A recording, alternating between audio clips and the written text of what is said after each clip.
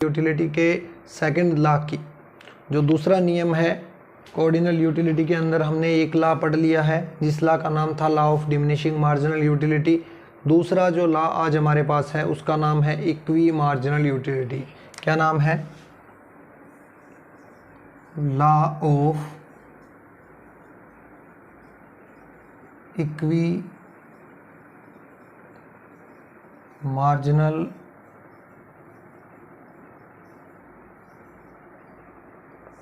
Marginal utility. समसीमांत उपयोगिता का नियम इसको बोला जाता है दोस्तों। ये नियम क्या कहता है? अन्य बातें समान रहने पर, अन्य बातें फिर वही अन्य बातें कौन कौन सी कि प्राइस ऑफ रिलेटेड गुड, उपभोक्ता की आय, उपभोक्ता का fashion, habit, interest, weather, season, ठीक है ना, ये सारी चीज़ें जो है अन्य बातों के अंदर आती है कि अन्य बातें समान रहने पर एक उपभोक्ता अपनी आय को विभिन्न वस्तुओं पर खर्च करके अधिकतम संतुष्टि प्राप्त करना चाहता है। यहाँ पर क्या है, उपभोक्ता के पास बहुत सारे यूजेज होंगे, यानी कि यूजेज फर्स्ट, सेकंड, यानी उपभोक्ता के पास एक फिक्स इनकम होगी। क्या होगी? Limited income.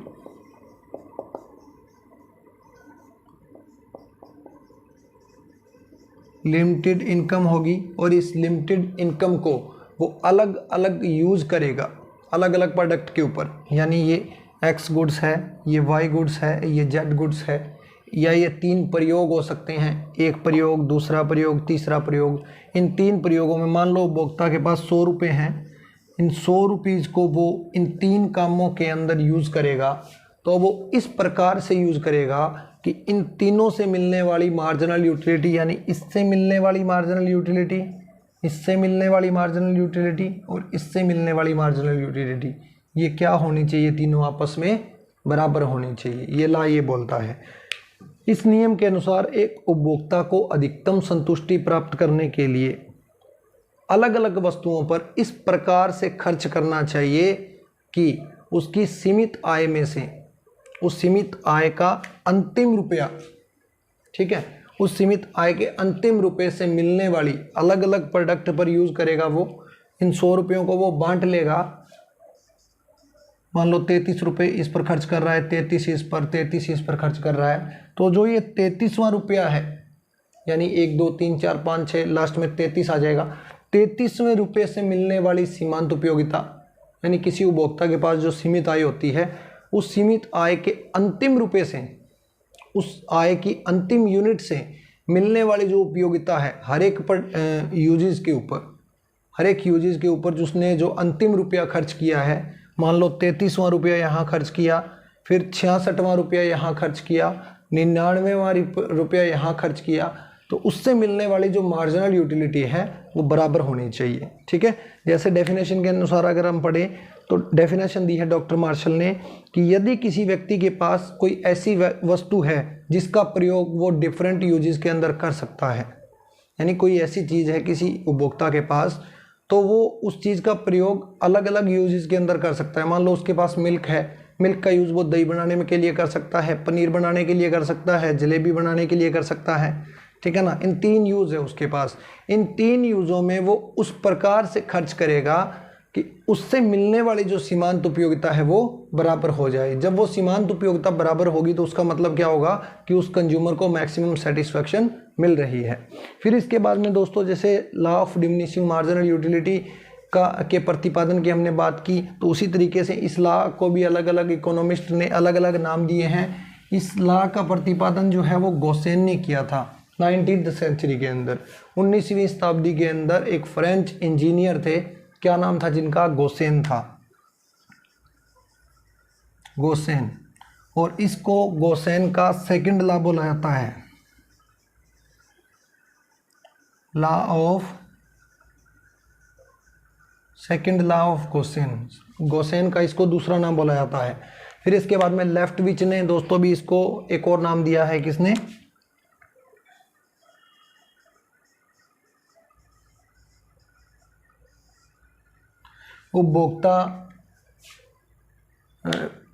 उपभोक्ता की संतुष्टि के अधिकतमीकरण का सामान्य नियम, उपभोक्ता के अधिकतमीकरण का सामान्य नियम, ठीक है, ये बोला है लेफ्टविच ने, इसको नाम दिया है। फिर इसके बाद में जनरल वर्ड में इसको बोलते हैं दोस्तों लॉ ऑफ सब्स्टिट्यूशन।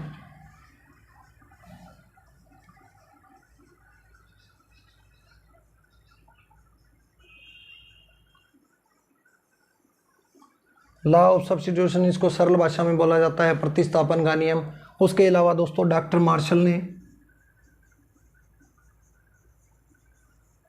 मार्शल ने इसको ये नाम दिया law of equi marginal utility. ठीक है, उसके बाद में इसको जो है लॉर्ड रॉबिन्स ने क्या बोला है, लॉ ऑफ इकोनॉमिक्स।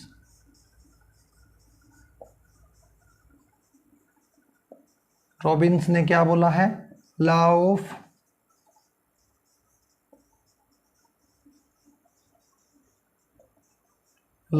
इकोनॉमिक्स इसको बोला है, अर्थशास्त्र का सिद्धांत। फिर इसके बाद में इसको मैक्सिमम सेटिस्फैक्शन का भी लॉ बोला जाता है। हेब्डन ने इसको बोला है लॉ ऑफ रैशनल कंज्यूमर। हेब्डन ने क्या बोला है, हेब्डन ने इसको बोला है दोस्तों लॉ ऑफ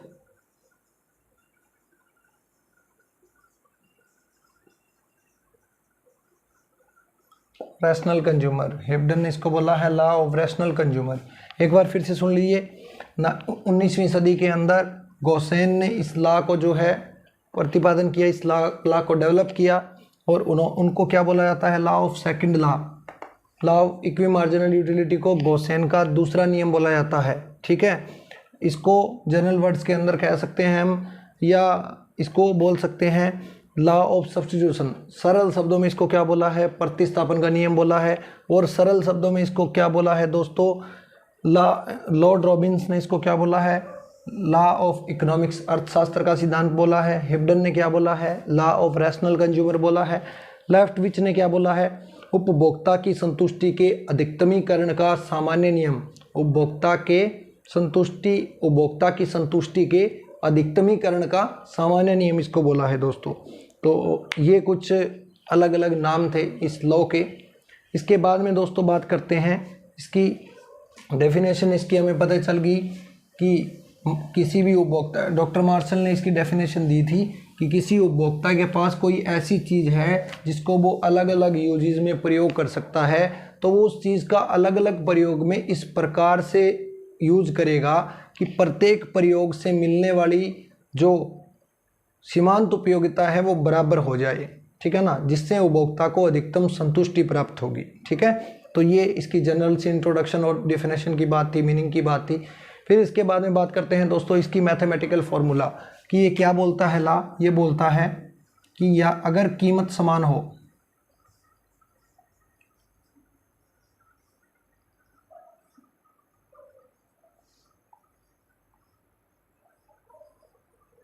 P3, अगर प्राइस क्या हो, समान हो, तो हम इस चीज़ को ऐसे लिख सकते हैं।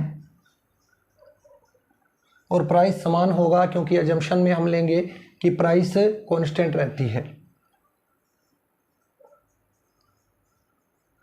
ये मार्शल ने ये बात बोली थी दोस्तों। क्या ये वन जो है, मान लो ये पहला यूज है या एक कमोडिटी मान लो, इसको पहला यूज मान लो, दूसरा यूज मान लो, तीसरा यूज मान लो। मानो 3 प्रयोगों में उपभोक्ता ने अपनी लिमिटेड इनकम को खर्च किया है।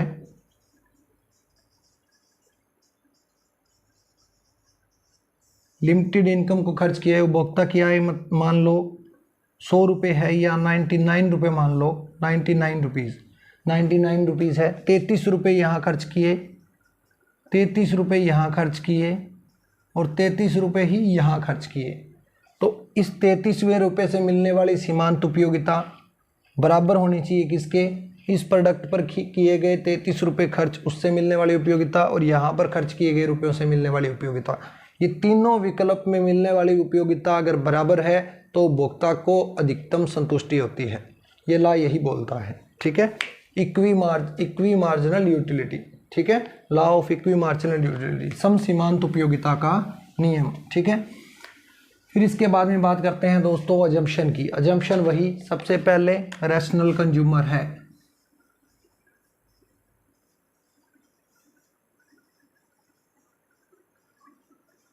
रैशनल कंज्यूमर कौन सा होता है दोस्तों, मिनिमम एक्सपेंड करके मैक्सिमम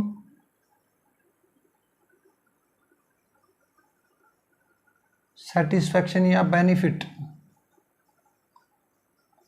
लेना चाहता है, वो क्या होता है, रैशनल कंज्यूमर होता है। फिर इसके बाद में बात करते हैं दोस्तों कंज्यूमर की इनकम जो है, इनकम, हैबिट, इंटरेस्ट, ठीक है, ये सारी चीज़ें जो है क्या होनी चाहिए, कांस्टेंट, ये सारी चीज़ें कांस्टेंट होनी चाहिए। फिर इसके बाद में मनी, मनी की जो क्या है मार्जिनल यूटिलिटी,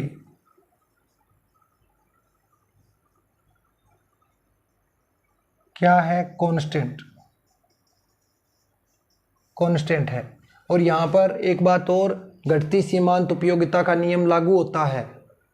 कौन सा नियम लागू होता है, लॉ ऑफ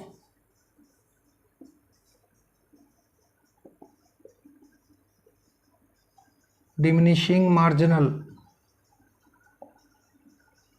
यूटिलिटी,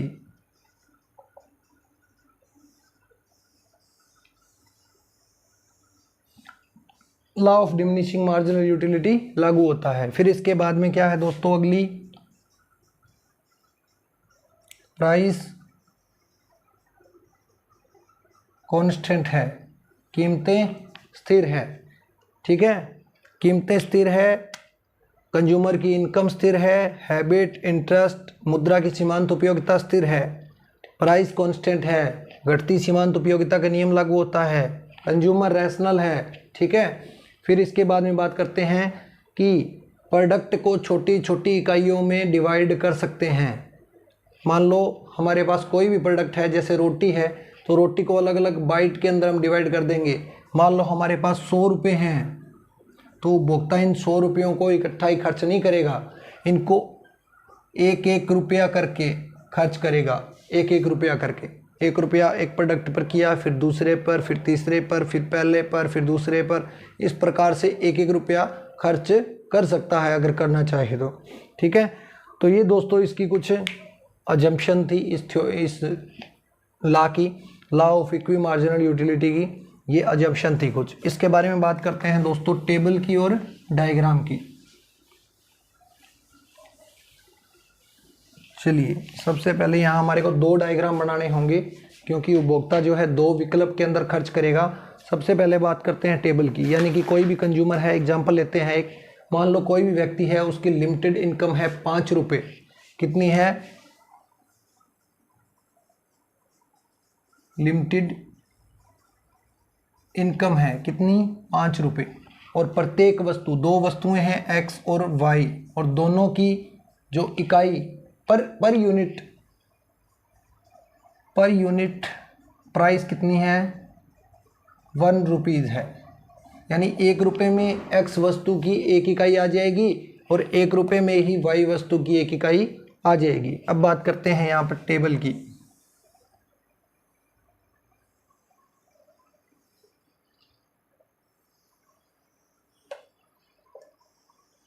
ठीक है,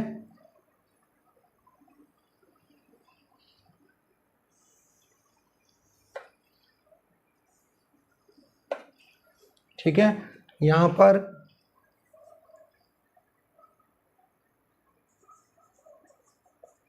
खर्च किया गया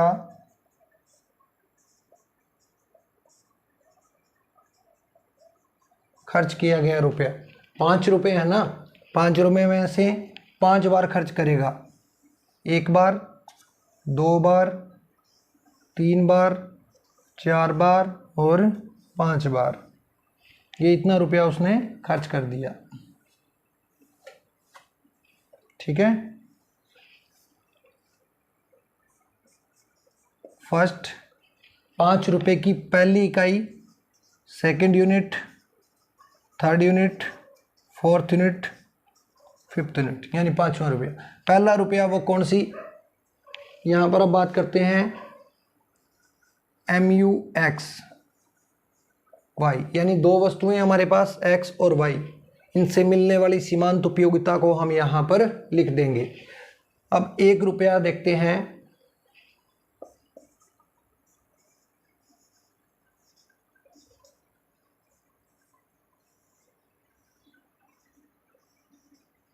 ठीक है। अब देखिए, पहला रुपया अगर उपभोक्ता एक्स कमोडिटी को खरीदने में खर्च करता है तो उसको क्या मिलती है, 12 यूटिल मिलती है।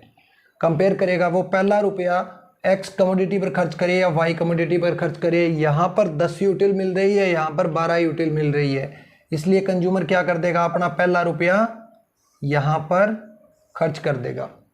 अब बात करेंगे दूसरे रुपये की। दूसरा रुपया वो कहाँ पर खर्च करेगा दोस्तों, दूसरा रुपया वो खर्च करेगा कहाँ पर, कौन सी यूनिट को खरीदने के लिए खर्च करेगा, इसको खरीदेगा, इसको खरीदेगा या इसको खरीदेगा, इसको खरीदेगा या इसको खरीदेगा, ठीक है ना। ये तो इसके पास पहले से है, ठीक है। जो दूसरा रुपया उपभोक्ता जो है वो यहाँ पर खर्च कर देगा, क्योंकि यहाँ पर मैक्सिमम यूनिट उसको मिल रही है, ठीक है।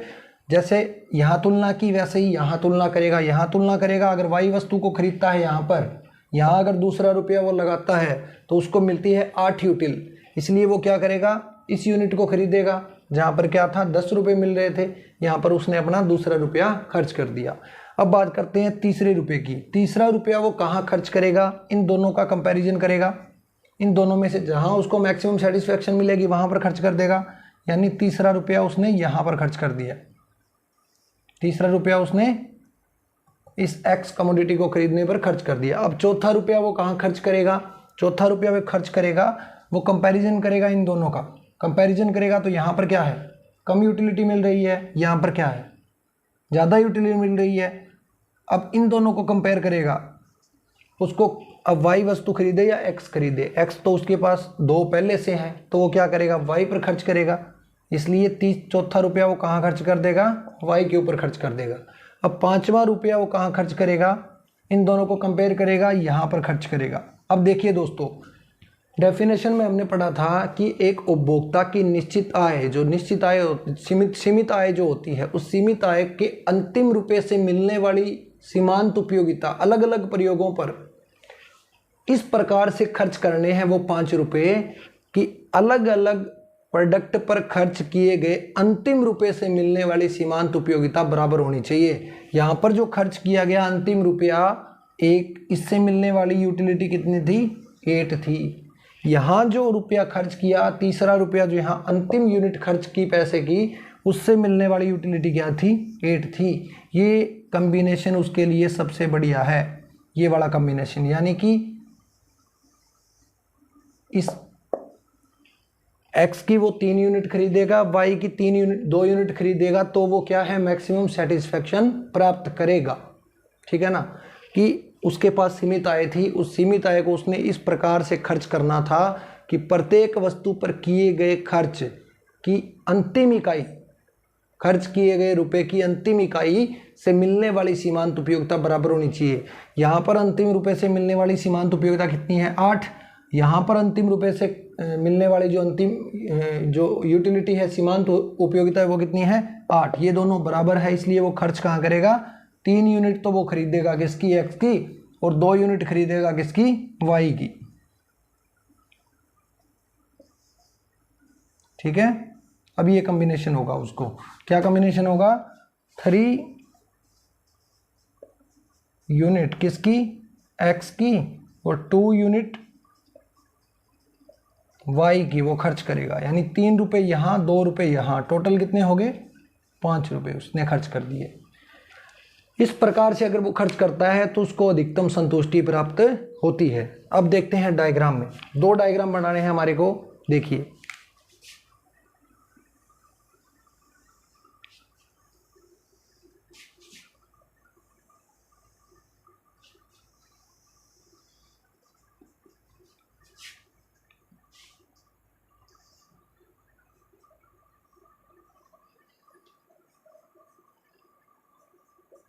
यहाँ पर लिख देते हैं एम यू फ्रॉम एक्स, और यहाँ पर M U from Y. X से मिलने वाली सीमांत उपयोगिता और वाई से मिलने वाली सीमांत उपयोगिता। अब यहाँ बना देते हैं 2, 4, 6, 8, 10, 12। इसी तरीके से यहाँ पर 2, 4, 6, 8, 10, 12, ठीक है।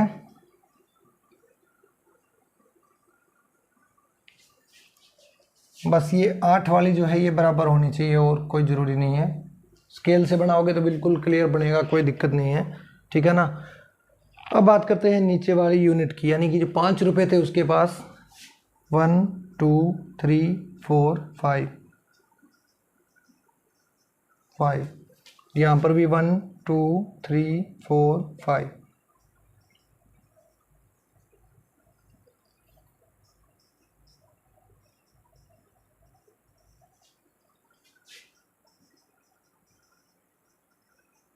अब बनाते हैं पहले मार्जिनल यूटिलिटी ऑफ एक्स थी।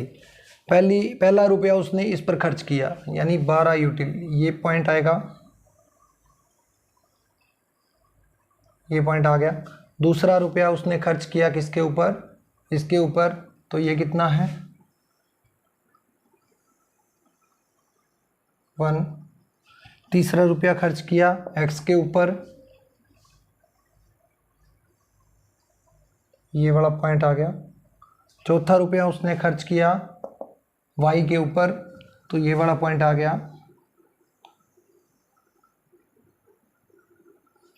पांचवा रुपया खर्च किया किसके ऊपर, इसके ऊपर, तो ये वाला पॉइंट आ गया।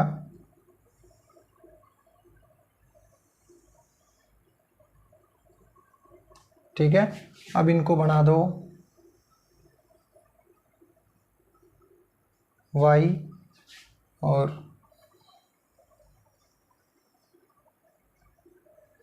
x। ये जो लाइन है दोस्तों, ये मैक्सिमम सेटिस्फैक्शन की लाइन है। इस लाइन के ऊपर क्या होगा, mu(x) बराबर mu(y). यही समसीमांत उपयोगिता का नियम होता है। क्लियर, कोई दिक्कत किसी को? ठीक है, आज की वीडियो में इतना ही दोस्तों। अगर इनको डार्क करना चाहो तो इस तरीके से कर लेना,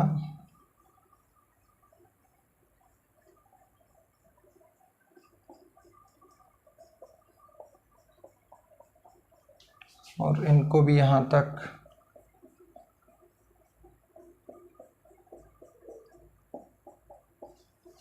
ठीक है, ये क्या है, ये जो लाइन है ये समसीमांत उपयोगिता की लाइन है। ठीक है, अधिकतम मैक्सिमम सेटिस्फैक्शन है। एक कंज्यूमर इस लाइन के ऊपर क्या करता है, मैक्सिमम